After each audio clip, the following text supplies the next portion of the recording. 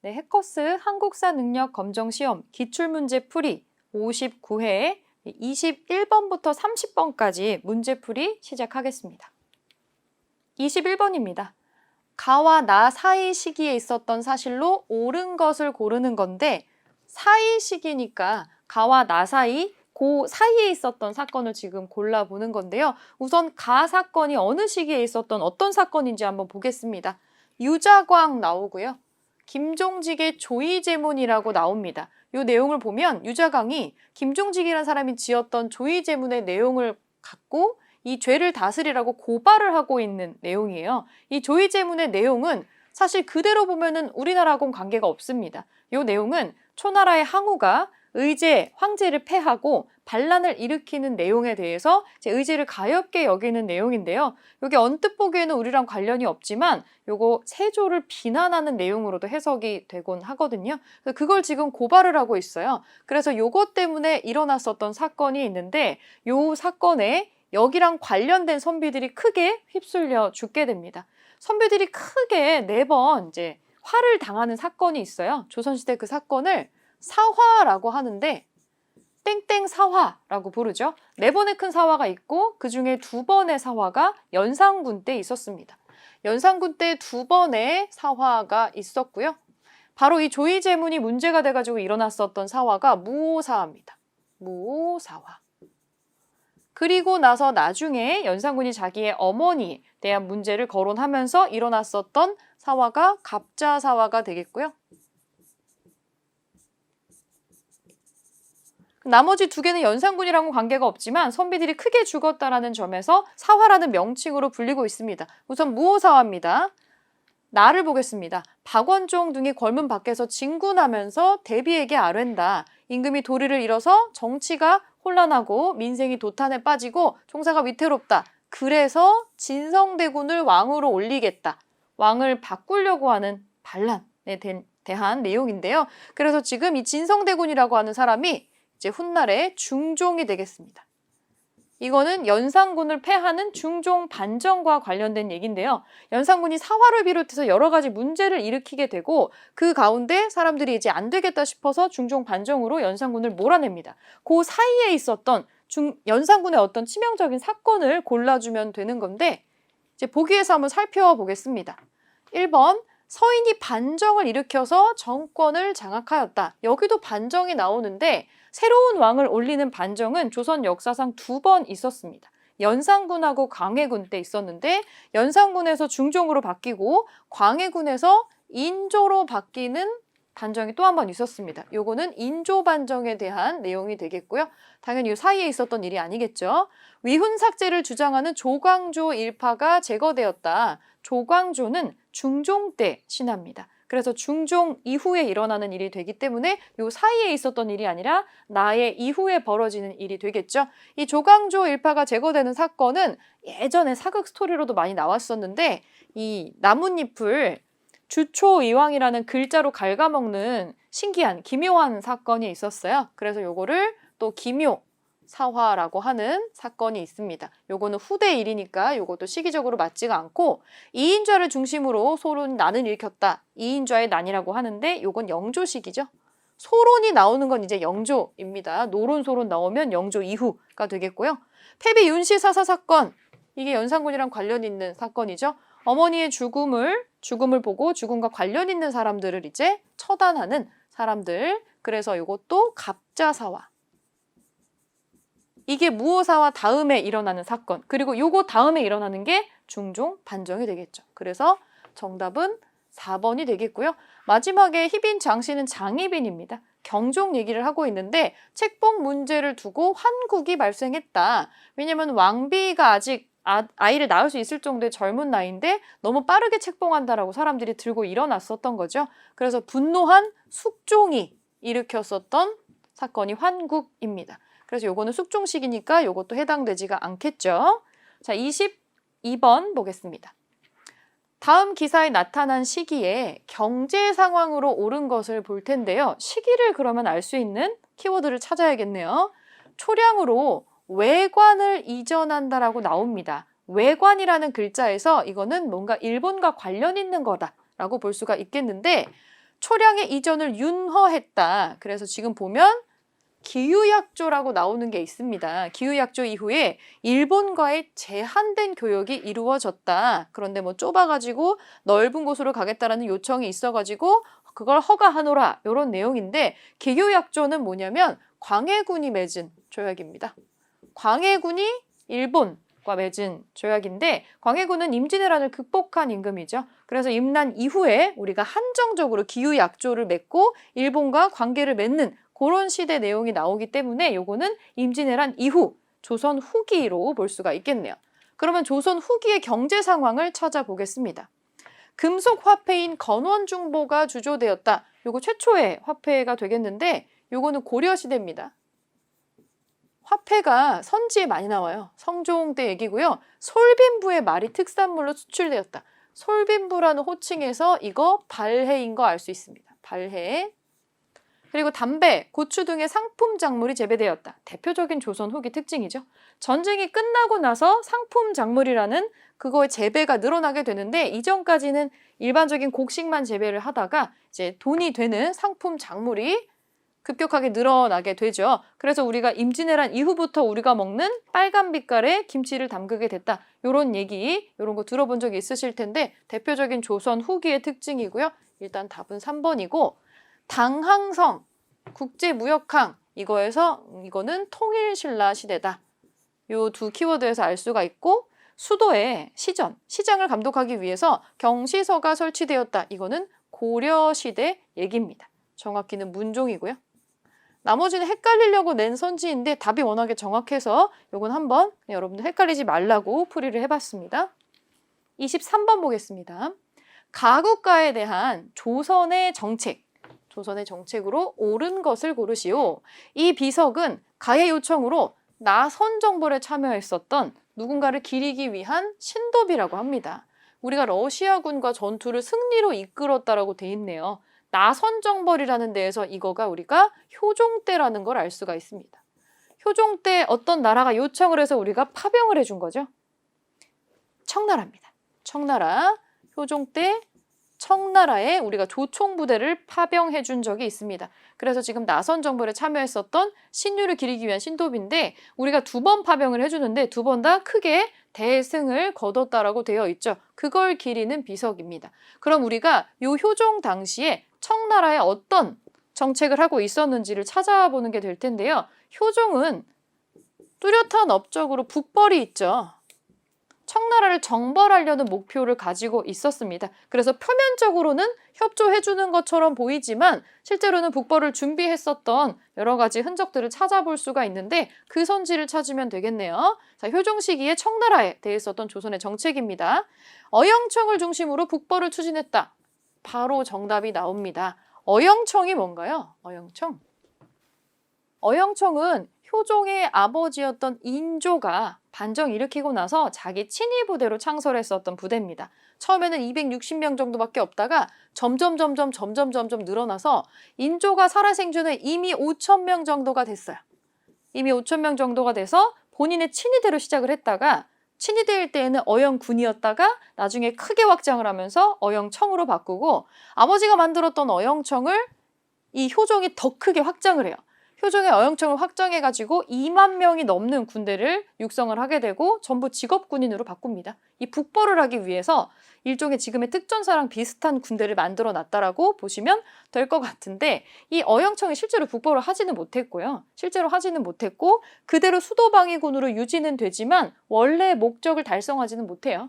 그래서 조선 후반에 고종 시기 이후로 넘어가게 되면 굉장히 천덕꾸러기 신세가 되기도 하고 나중에 별기군이 창설이 되면은 구식군대로 좀 이렇게 뒤로 가는 그런 형태도 보이기도 해서 사람들이 어영의 군대는 군대도 아니다. 그래서 어영비영이라는 말을 하기도 했고 그게 오늘날에 우리가 쓰는 어영부영의 어원이 되기도 하죠. 요거는 이 어영청이라는 이 관청을 좀 어려워하시는 분들이 많아서 좀 길게 설명을 좀 해봤고요. 조선시대 수도방위군의 이름입니다. 어영청 기억해 주시고요. 일단 답은 1번이고 동평관을 둬가지고 무역을 허용했다. 이거 일본 사신 두었던 곳입니다. 동평관은 일본과의 무역을 했었던 장소고요.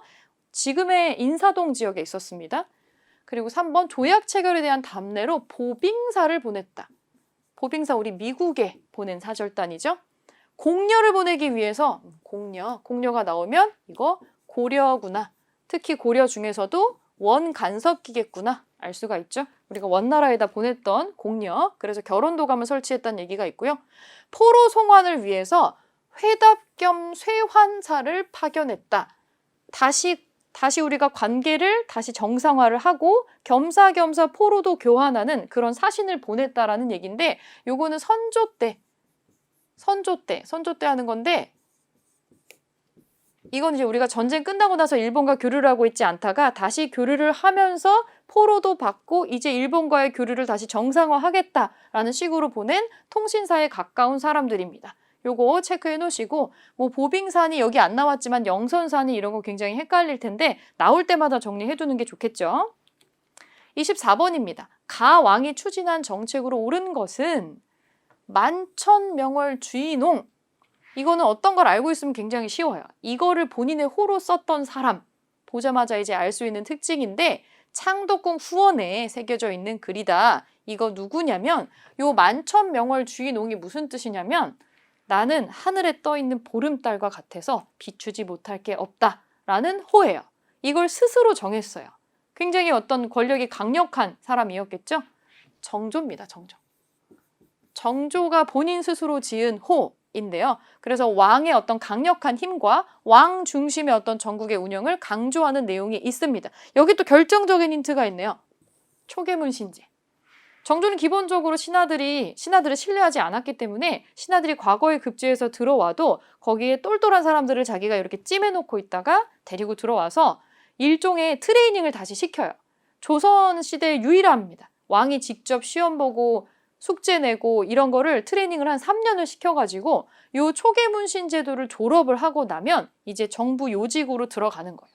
요게 한 10년 정도 운영이 됐고 이거를 졸업한 사람이 130명 정도가 됩니다. 대표적인 사람으로 초계문신제를 졸업한 사람으로 가장 유명한 사람이 정약용입니다. 그럼 보기를 한번 볼게요. 정조의 정책으로 옳은 거로 고르면 되네요. 친위 부대로 장룡령을 설치했다. 답이 의외로 쉽게 나오죠. 장룡령, 수원 화성에다가 설치를 했었던 국왕의 친위 부대죠. 정조 때 무과시험도 굉장히 많았거든요.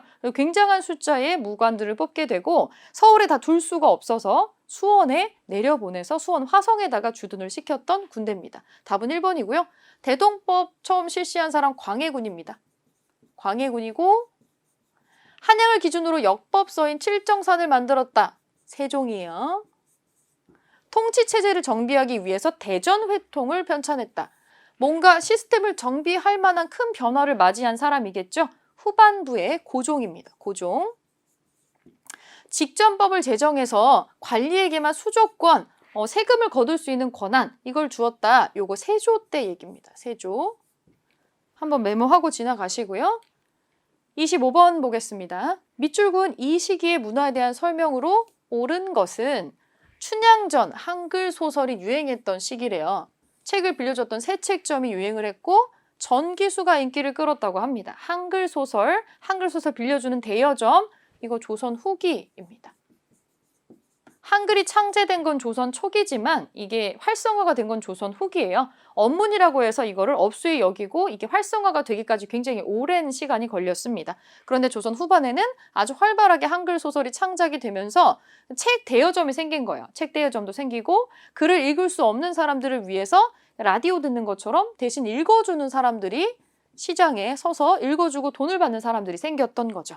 자, 요 조선 후기 문화에 해당하는 거 골라보겠습니다. 원각사지 10층 석탑이 건립되었다. 우리 종로의 탑골공원에 가면은 파고다 공원 그 탑 있죠. 그렇게 생긴 탑. 요거 언제 건립되었을까? 요거는 조선 초기 고려 말 양식으로 조선 초기에 건립이 됩니다. 일단 원각사지 10층 석탑 자체는 세조 때로 되어 있기는 해요.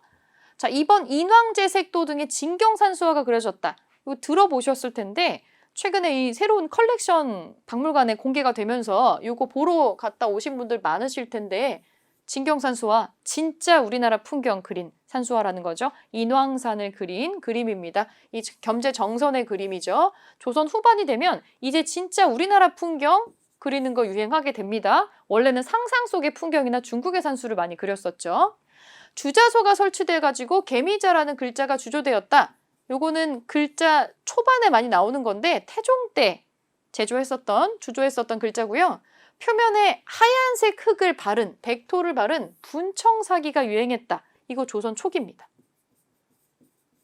도자기가 유행하는 시기가 좀 달라요. 이 분청사기는 조선 초기고요. 우리가 흔히 알고 있는 백자는 조선 중기입니다. 그리고 후반으로 가면은 여기에 푸른색 안료로 그림을 그린 청화백자가 유행을 하게 돼요. 청화백자.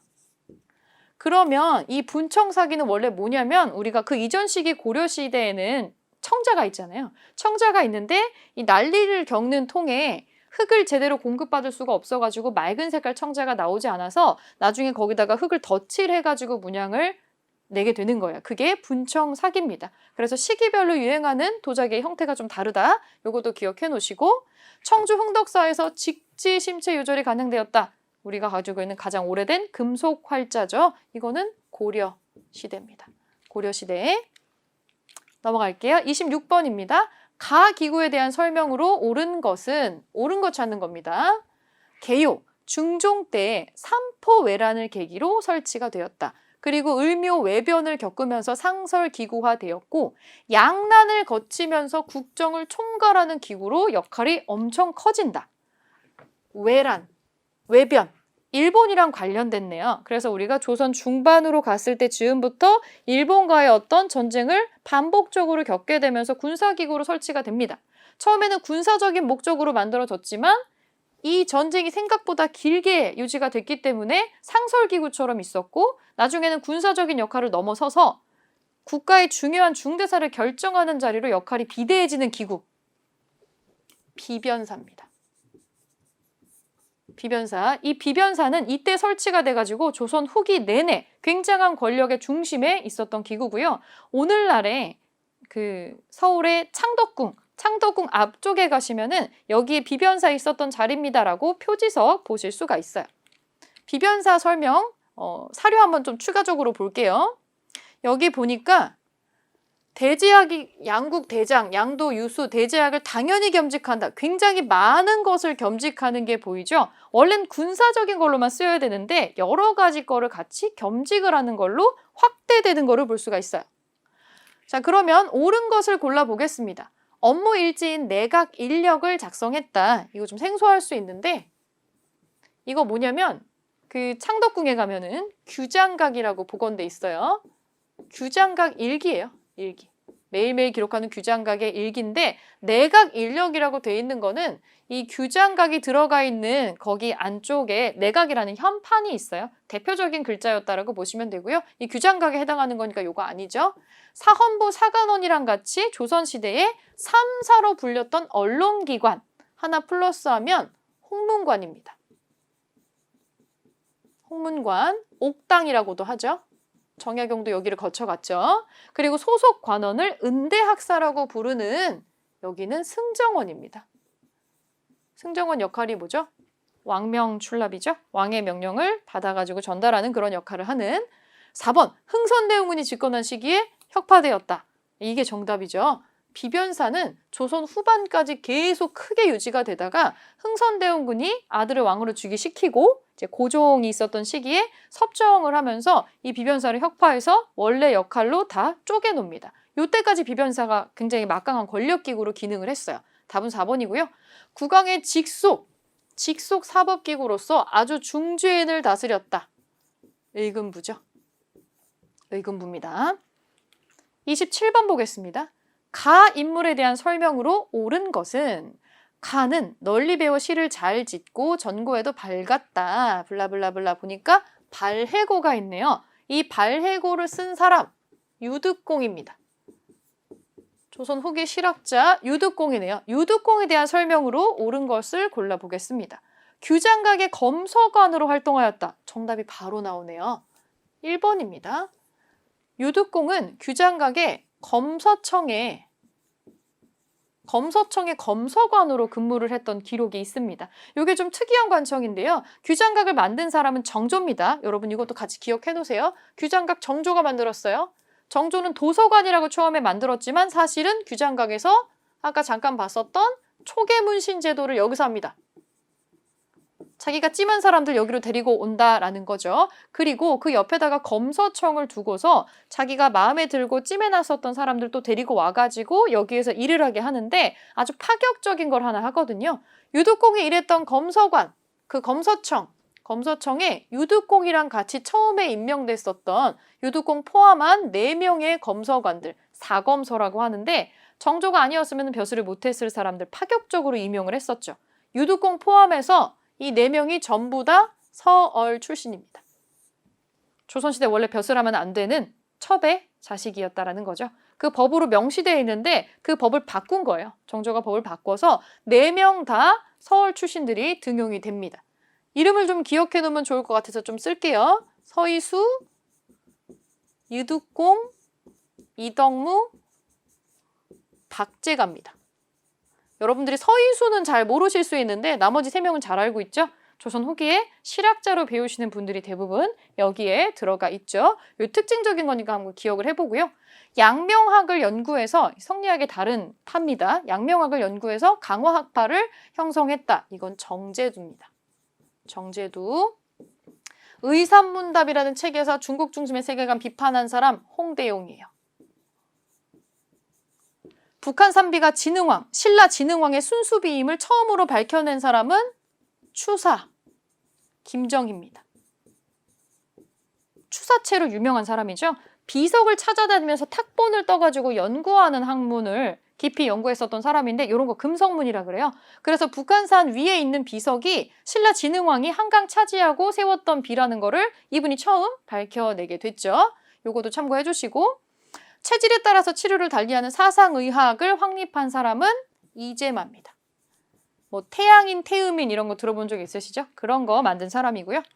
28번 보겠습니다. 다음 대화에 나타난 사건에 대한 설명으로 옳은 것은 내일 우리 조가 발표할 사건 19세기 초에 세도 정치기에 있었던 수탈과 횡포에 저항을 한 거래요. 저항이다. 결정적인 힌트가 나오네요. 서북지방민에 대한 차별이 원인이었다고 합니다. 서북지방이라고 하면 우리나라 지도 딱 펼쳐놓고 저기 위쪽에 평안도, 특히 평안북도 지역입니다. 평안북도 거기 떠올려 주시고 이게 뭐냐면 평안북도 지역의 19세기 초에 수탈과 횡포에 대한 저항, 차별에 대한 저항, 홍경래의 난입니다. 홍경래의 난이에요. 옳은 거 골라볼게요. 홍경래의 난 바로 1번에 나오죠. 홍경래하고 우군측이 주도했다. 답은 1번이고요. 청군이 파병되는 결과를 가져왔다. 제물포 조약이 체결되는 배경이 되었다. 이거 2개 같은 거네요. 이모군란입니다. 90군대의 반란. 이모군란 이후에 청군 우리가 SOS 해가지고 청군이 파병이 됐고 이것 때문에 피해를 입은 일본에게 우리가 제물포 조약으로 막대한 보상을 해주게 되어 2개가 연쇄적으로 묶여 있고요. 보국 안민, 나라를 구하고 백성을 구한다. 그리고 제폭구민, 폭정으로부터 또 사람을 구한다. 이런 거를 기치로 내걸었던 거는 동학입니다. 동학, 농민운동. 그리고 박 교수가 안핵사로 파견되는 계기가 되었다. 안핵사는 뭐냐면 민란, 난리가 일어났을 때 이거를 해결하러 내려가는 사람입니다. 요거는 임술 농민봉기 이후에 우리가 진주 밀란이라고도 부르는 임술 농민봉기 이후에 이거를 케어하려고 내려갔었던 사람이에요. 안핵사라는 호칭이 있는데 밀란을 수습하는 임시 관직이고요. 비슷한 말로 관찰사, 안찰사 이런 거 있잖아요. 비슷하게 헷갈릴 수 있는데요. 안찰사는 고려시대의 도지사. 이거 그대로 이어받았지만 조금 더 역할 커지고 권력 커진 게 조선시대 버전의 관찰사예요. 조선시대 버전 도지사입니다. 근데 권력이 조금 더 짱짱한 버전이다. 이렇게 생각하면 되고 안핵사는 임시직이에요. 밀란을 수습하기 위해서 내보내는 관직이었다라고 보시면 됩니다. 그래서 국가에서 이거를 하려고 파견하는 사람을 안핵어사라는 특이한 호칭으로 부르기도 했어요. 암행어사랑은 조금 달라요. 여기 한번 체크하고 29번 보겠습니다. 가와 라 사건에 대한 설명으로 옳은 것을 보기 위해서 고른 것은 이런 거 어렵죠. 시간이 소요되는 문제이기 때문이에요. 자, 가 먼저 볼게요. 나라 안에 모든 주와 군에서 곡물과 부세를 보내지 않아서 창고가 비고 재정이 궁핍해졌다. 도적이 벌떼처럼 일어났고 원종, 애노, 원종과 애노의 난이네요. 사벌주를 근거지로 반란을 일으켰다. 사벌주는 통일신라의 구주 오소경에 해당하는 이 행정구역의 명칭에 해당합니다. 요거 통일신라네요. 통일신라 시대의 진성여왕 때입니다. 진성여왕 때 일이고요. 자, 나를 볼게요. 남쪽에서 적들이 봉기하였다. 가장 심한 자들은 운문을 거점으로 한 김삼이와 효심의 난입니다. 김삼이와 효심. 요거는 요 난리는 고려시대에 있었던 사건이고요. 특히 고려시대 중에서도 무신집권기입니다. 무신집권기. 이렇게 체크하고 다 볼게요. 임술년, 진주, 임술. 사람들이 가옥을 불사르고 부수고 심상치 않다. 이게 임술 농민봉기입니다. 진주 밀란이라고 해요. 진주. 이거 조선 후기예요. 밀란이 일어나는 이유는 먹고 살기가 힘들어서 그렇겠죠. 삼정, 세금 걷는 거 엉망진창이고 이런 거 문란해서 우리가 먹고 살기가 힘들어. 이런 거를 격한 방식으로 표출을 한 게 임술 농민봉기입니다. 조선시대 후반이고요. 자, 라를 볼게요. 군수 조병갑. 조병갑이라고 나오죠? 이 군수 조병갑이 탐관오리였던가 봐요. 탐하기 심해서 군민들이 시달려 왔다. 그래서 뭐 만석보를 보수하고 백성들을 노역을 강제로 시키고 그래서 블라블라 전봉준이 녹두장군 전봉준이 백성을 이끌고 일어나 관할을 습격하고 관청에 쌓은 보를 허물어 버렸다. 이거는 뭔가요? 이게 이 조병갑이 어디 군수였냐면 전라도의 고부라는 데 군수였어요. 고부 밀란. 이 밀란이 훗날에 동학 농민운동이 됩니다. 이렇게 연결이 됩니다. 이렇게 보고서 가와 라 사건을 지금 봤어요. 순차적으로 한번 볼게요. 우리가 아까 전에 봤었던 가 사건이 통일신라의 진성여왕 때 일어났었던 난리였거든요. 그런데 이 사건이 이 원종과 애노의 난이 삼정이정청이 설치가 되는 계기가 되었나? 이거 잘못된 설명입니다. 삼정이정청은 통일신라하고 관계가 없어요. 삼정의 문란을 다시 돌려놓는다, 정상으로. 이런 뜻이기 때문에 조선시대 후반이랑 연결이 되고요. 요게 계기가 되는 사건은 임술 농민봉기예요. 잘못된 설명이죠? 그러면 기억은 틀렸네요. 그럼 옳은 것끼리 묶어야 되니까 기억이 들어가 있는 거 먼저 지울게요. 지움. 1, 2번은 지우고요. 나, 무신직거기의 지배층. 아까 나에 해당하는 거는 김삼이하고 효심의 난이 있었죠? 이거 무신집권기에 일어났었던 이 난리인데 그러면 요거는 무신집권기의 지배층이 너무 수탈을 많이 해서 저항을 했었다라고 해석을 할 수가 있겠죠? 이 무신들이 실제로 백성들을 제대로 돌보지 않아서 여러 가지 난리가 일어나게 됩니다. 요거는 맞는 내용이네요. 그러면 니은이 없는 거를 이제 지워볼게요. 5번도 지우겠습니다. 다는 잘 모를 수 있어요. 윤원형 일파가 전국을 주도할 때 발생했다. 다 사건이 아까 뭐였나요? 아까 우리가 봤었던 다 사건이 임술 농민봉기. 근데 이거는 일단은 윤원형 시기가 아니기도 해요. 그런데 이걸 잘 모르겠으면은 우선 뒤쪽에 우리가 마지막 버전이 전봉준이 나오는 동학 농민운동이었어요. 여기 설명 한번 보면은 주모자가 드러나지 않게 하기 위해서 사발통문을 작성했다. 요건 맞는 설명이에요. 왜냐면 서로 이 난리에 동참하기로 한, 요 운동에 동참하기로 한 사람들끼리 이름을 써가지고 맹세를 하는데 누가 주모자인지 모르게 하려고 이름을 왜 이렇게 써가지고 여기서부터 쓰면은 맨 앞에 있는 사람이 주모자잖아요. 그렇게 못하게 하려고 이 밥그릇 같은 거 사발을 이렇게 엎어놓고서는 돌아가면서 이렇게 쓴 거예요. 어디가 시작점인지 알 수가 없죠. 주모자를 색출할 수가 없습니다. 죽어도 같이 죽고 살아도 같이 사는 이런 식으로 사발통문을 쓴 거예요. 여기에 대표적인 특징 중에 하나입니다. 요거는 그래서 리을은 맞는 얘기이기 때문에 리을이 없는 거 지워볼게요. 일단 답은 4번이고요. 윤원형 일파가 전국을 주도한 시기라고 하면은 명종 때입니다. 명종 임금 때 일어났었던 큰 난리로는 임꺽정의 난이 있어요. 임꺽정의 난, 요것도 참고로 알아두시면 좋을 것 같고 네, 30번 보겠습니다. 다음 상황이 나타난 시기를 연표에서 옳게 고른 것은 연표 고르는 문제가 나왔네요. 북경 주재, 북경이면은 중국이네요. 여기에 프랑스가 청나라에 보내온 문서에 선교사와 조선인의 많은 천주교 신자가 처형되었다. 군대 일으킬 거야 라고 하는 이 사건, 프랑스에서 그리고 천주교 신자 처형, 군대, 이 키워드에서 우리는 이것이 병임 박해라는 거를 알 수 있습니다. 우리 천주교 박해가 가장 심했었죠. 병임 박해하고 요 군대 일으킨다라고 하는 거는 병인 양요겠네요. 병인년에 일어났었던 사건입니다. 보기에서 한번 찾아볼게요. 그러면 연도적으로 요걸 알고 있으면 또 찾기가 또 쉬운데 고종이 즉위하고 오피르트 도굴 사건이 있었고 신미양요는 미국이랑 싸운 사건인데요. 우리 병인양요보다 이후에 일어나는 사건이에요. 일단 요거는 다 지워볼 수가 있겠고 1866년에 병인양요가 일어나게 되니까 고종이 즉위를 하고 나서 네, 오피르트 도굴 사건 나기 전에 요 시기를 우리가 찝어 볼 수가 있겠네요. 1866년이니까. 일단 답 자체가 크게 막 헷갈리게 나온 거는 아니에요. 요 시기를 골라주시면 되고 요렇게 찍어주시면 됩니다.